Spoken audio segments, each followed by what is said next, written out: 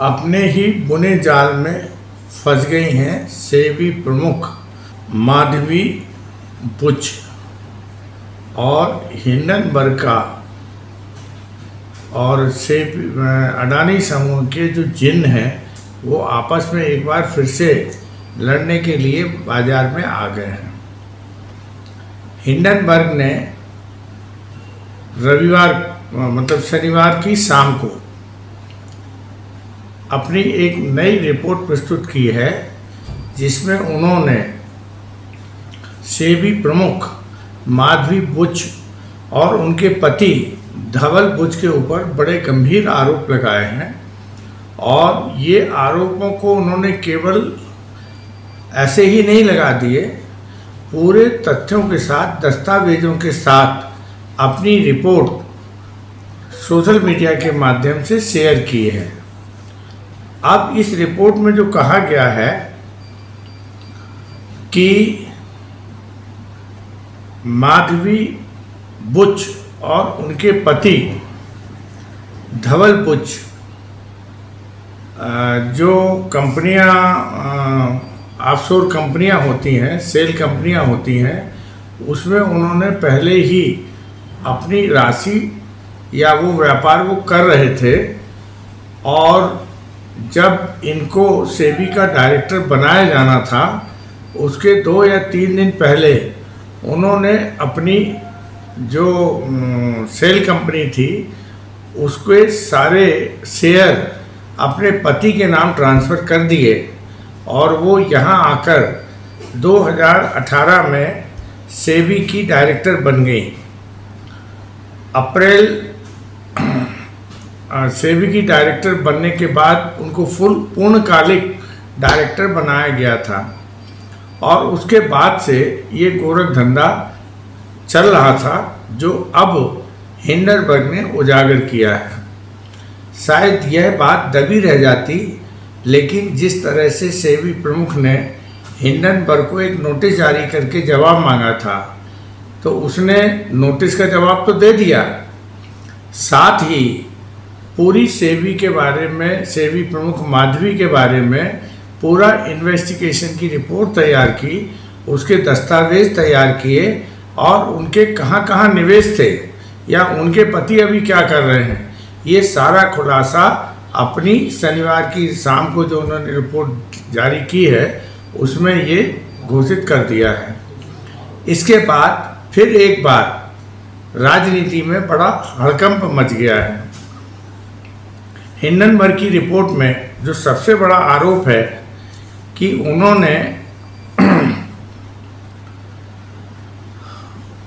अडानी समूह के साथ मिलकर सेल कंपनियों में काफ़ी कारोबार किया है और अभी भी उनके पति कर रहे हैं। और जब से सेबी की ये पूर्णकालिक डायरेक्टर बनी उसके बाद से वह अप्रत्यक्ष रूप से अडानी समूह और अपने पति के लिए काम कर रही हैं। अब माधवी के ऊपर जो ये आरोप है उसके साथ उन्होंने तथ्य और दस्तावेज भी प्रस्तुत किए हैं। माधवी के पति ब्लैक स्टोन कंपनी के सलाहकार हैं और जब ये सलाहकार नियुक्त हुए उसके बाद से ब्लैक स्टोन कंपनी जो अंतर्राष्ट्रीय स्तर पर रियल एस्टेट में बहुत बड़ा कारोबार करती है उसको सेबी ने आईपीओ लाने की अनुमति दी है। और ये सीधा सीधा जुड़ा हुआ मामला है कि सेबी प्रमुख माधवी ने अपने पति जिस कंपनी में वो डायरेक्टर थे उनके फेवर में काम किया है। एक तो सबसे बड़ी बात यह है। दूसरी बात यह है कि जब वो ऑलरेडी एक सेल कंपनी में काम कर रही थी, उनके निवेश थे और उन्होंने निवेश को सेबी डायरेक्टर बनने के पहले अपने पति के नाम पे ट्रांसफ़र किए, उस कंपनी के भी सारे दस्तावेज हिंडनबर्ग ने सार्वजनिक किए हैं कि ये पहले भी इस काम में करती थी और डायरेक्टर बनने के लिए इन्होंने अपने सारे शेयर अपने पति के नाम कर दिए। और वो जो कंपनी है वो आज भी अडानी समूह के साथ मिलकर और ऑफशोर कंपनी के रूप में एफडीआई का पैसा, ये जो काला पैसा होता है जिसका कोई टैक्स हेवन देशों से ये पैसा जो मॉरिशस है और बारमूर है वहाँ से लाकर भारत के शेयर बाजार में लग रहा है। तो ये अडानी समूह के द्वारा जो विदेशों से पैसा लाकर, टैक्स हेवन देशों से पैसा लाकर अपनी कंपनियों में लगाया गया, उन कंपनियों के कृत्रिम तरीके से रेट बढ़ाए गए और उनमें अपना मूल्यांकन कंपनी का बढ़ा के और वो दुनिया के तीसरे नंबर के सबसे बड़े रईस बनने की जो उन्होंने रास्ता अपनाया था, उस रास्ते को पूरी तरीके से उसने हिंडनबर्ग की रिपोर्ट में वो खोल दिया है कि भारत के शेयर बाजार में सेबी प्रमुख जो हैं वो भी एज वेल एज अडानी के प्रतिनिधि के रूप में ही काम कर रही हैं और उनके हित भी अडानी के साथ जुड़े हुए हैं। अब जब ये रिपोर्ट सामने आई उसके बाद भारत में फिर एक बार भूचाल आ गया। सभी राजनीतिक दल इसके विरोध में एकजुट हो गए हैं और वह इसकी जांच की मांग करने लगे हैं। वहीं हिंडनबर्ग की जो रिपोर्ट आई उस पर सेबी प्रमुख माधवी बुच का कहना है कि उनके चरित्र हनन का प्रयास किया गया है और उन्होंने इस रिपोर्ट का खंडन किया है। लेकिन जो हिंडनबर्ग की रिपोर्ट में जो दस्तावेज हैं उसके बारे में उन्होंने एक शब्द भी नहीं कहा और ना ये कहा कि हम इन जो आरोप लगाए गए हैं उन आरोपों से मेरा कोई लेना देना नहीं है। उन्होंने एक वैसे के वैसे ही जैसा खंडन किया जाता है कि प्रारंभिक रूप में कर दिया कि ये रिपोर्ट गलत है। तो केवल रिपोर्ट गलत कह देने से रिपोर्ट गलत नहीं हो जाएगी। उन्हें जो दस्तावेज हैं वो झूठे हैं या कोई बात है तो उसके ऊपर कार्रवाई करनी चाहिए थी। पिछली बार जब हिंडनबर्ग ने अडानी समूह के ऊपर आरोप लगाए थे तो भारत में तो उन्होंने अपना एक पूरा मायाजाल बुन लिया था कि जो लोग अडानी की खिलाफ जो हिंडनबर्ग की रिपोर्ट आई थी उस पर जो कवरेज कर रहे थे तो उन्होंने पत्रकारों को मानहानि के करोड़ों रुपए के नोटिस दिए थे और उन्हें धमकाया था। सरकार भी पूरी तरह से अडानी के पक्ष में आके खड़ी हो गई थी। तो ये मामला किसी तरह से सुप्रीम कोर्ट में गया और सुप्रीम कोर्ट ने जब हिंडनबर्ग की जो पहली वाली रिपोर्ट थी उसकी जांच का जिम्मा सेबी को दे दिया और सेबी ने इसमें बार बार समय मांगा, काफ़ी टाइम लगाया और उसके बाद भी ये कह दिया कि जो विदेशी कंपनियों से पैसे आए गए हैं वो उनकी जांच कर पाना भी हमारे लिए संभव नहीं है और हम अपनी इतनी जल्दी जांच रिपोर्ट नहीं दे सकते हैं। और सुप्रीम कोर्ट ने भी सेबी की रिपोर्ट पर एक हिसाब से मोहर लगा के उस मामले को ठंडा कर दिया। अब बात ये आ रही है कि जब सेबी की प्रमुख माधवी बुच खुद अडानी के साथ प्रत्यक्ष रूप से जुड़ी हुई हैं और इसी तरीके के कारोबार में वो और उनके पति भी संलिप्त हैं, तो ऐसे में जो सेबी ने जांच करी थी सुप्रीम कोर्ट के कहने पर वो जांच भी कोई मतलब की जांच नहीं रही और उन्होंने स्वयं अपने आप को बचाने के लिए उस जांच को होने ही नहीं दिया और वो जांच आई नहीं और सेबी ने एक हिसाब से अडानी समूह को क्लीन चिट दे दी। ये हिंडनबर्ग की जो दूसरी रिपोर्ट आई है उसने ये पूरे जो राज थे उसका पर्दाफाश कर दिया है। अब सेबी प्रमुख ने क्यों हिंडनबर्ग को नोटिस इतने समय के बाद दिया था, क्या कारण था क्या नहीं था, लेकिन जो जाल वो अडानी को बचाने और हिंडनबर्ग को फंसाने के लिए बुन रही थी उसी जाल में अब खुद माधवी बुच फंस गई हैं और इससे बाहर निकल पाना अब उनके लिए शायद संभव नहीं है। जैसे ही हिंडनबर्ग की ये जो दूसरी रिपोर्ट आई है तो उसमें जो तथ्य हैं और 2024 के लोकसभा चुनाव के बाद जो देश की राजनीतिक स्थितियां बदली हुई हैं, अब इसमें इस मामले को दबा पाना इतना आसान शायद सरकार के लिए भी नहीं होगा। तो जैसे ये रिपोर्ट सामने आई उसमें टीएमसी की महुआ मित्रा ने तुरंत ट्वीट करते हुए कहा कि माधवी बुच को निलंबित किया जाना चाहिए क्योंकि उन्होंने सुप्रीम कोर्ट में भी झूठ बोला। यदि उनका कभी भी कैसा भी कोई रिलेशन अडानी समूह के साथ था तो उन्हें सुप्रीम कोर्ट को बताना चाहिए था, उन्होंने बताया नहीं उल्टा जो जांच सुप्रीम कोर्ट ने सेबी को दी थी उसमें उन्होंने लीपापोती करके सुप्रीम कोर्ट को भी धोखा दिया है। इसलिए इन्हें तुरंत निलंबित किया जाना चाहिए। और अडानी और उसका जो झगड़ा है महुआ मित्रा का, वो तो सबको जग जाहिर है कि अडानी के कारण महुआ मित्रा को वहाँ लोकसभा की सदस्यता से हटाया गया था और वो दोबारा चुनाव लड़के फिर से आई हैं। लेकिन अडानी समूह और उनके बीच में मतलब पूरी तनातनी चल रही है। आम आदमी पार्टी के नेता संजय सिंह ने भी अडानी मोदी भाई भाई के नारे संसद में लगाए थे, जिसके कारण वह भी 6 महीने तक पीएमएलए के एक मामले में जेल में रह के और फिर जमानत पर बाहर हैं। और उन्होंने भी, आम आदमी पार्टी ने ये कहा है कि उन्हें तुरंत इस्तीफ़ा लिया जाना चाहिए माधवी बुच का, और यदि इस्तीफ़ा नहीं भी देती हैं तो उन्हें निलंबित करके इस मामले की स्वतंत्र जांच कराने की बात होनी चाहिए। और उन्होंने भी जेपीसी गठित करके और इस मामले की जांच की मांग की है। प्रमुख विपक्षी दल कांग्रेस के महासचिव जयराम रमेश ने भी इस मामले में कहा है कि अब यह मामला चलेगा नहीं।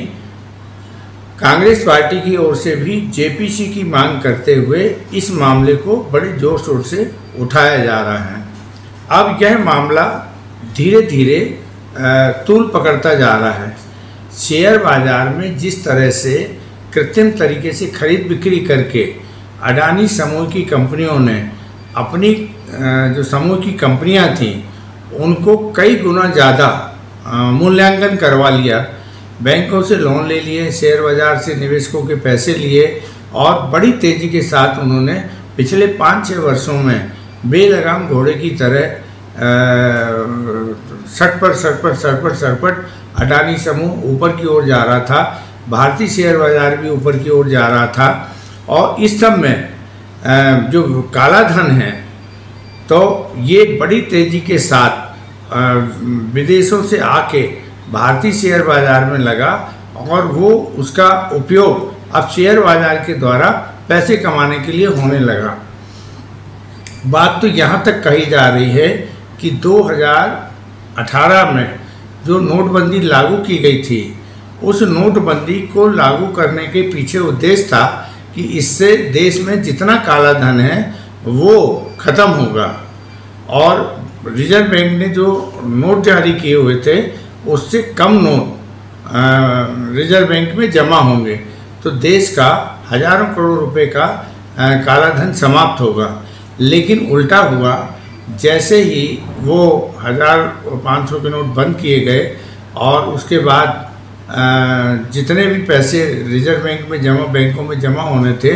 तो रिजर्व बैंक ने जो मुद्रा जारी की थी लगभग 99% से ज़्यादा वह रकम फिर से बैंकों में वापस जमा हो गई और काले धन को एक तरह से नोटबंदी के माध्यम से सफ़ेद धन बना दिया गया और वह धन भी आके बड़े बड़े कारोबारियों द्वारा शेयर बाज़ार में लगा के शेयर बाज़ार से मुनाफा वसूली की जा रही है। तो अभी तक जो काला धन होता था देश में या विदेश में, उसके ऊपर कोई कमाई नहीं होती थी। लेकिन भारत सरकार ने जो 2018 के बाद जो स्थितियां बनी, उसके बाद से काले धन से कमाई होने का एक नया जरिया जो काला धन कमाने वाले थे उनको मिल गया और वो बड़ी तेज़ी के साथ शेयर बाज़ार में पैसा करके रख के मुनाफा वसूली करके और लगातार पैसे कमा रहे हैं। तो एक नया रास्ता भारतीय शेयर बाज़ार ने खोल दिया था, जिसके कारण भारतीय शेयर बाज़ार बड़ी तेज़ी के साथ आर्टिफिशियल तरीके से ग्रोथ कर रहा था। दुनिया के किसी भी शेयर बाज़ार में इस तरीके की ग्रोथ नहीं थी जो भारत में थी। तो भारत एक ऐसा शेयर बाज़ार बन गया था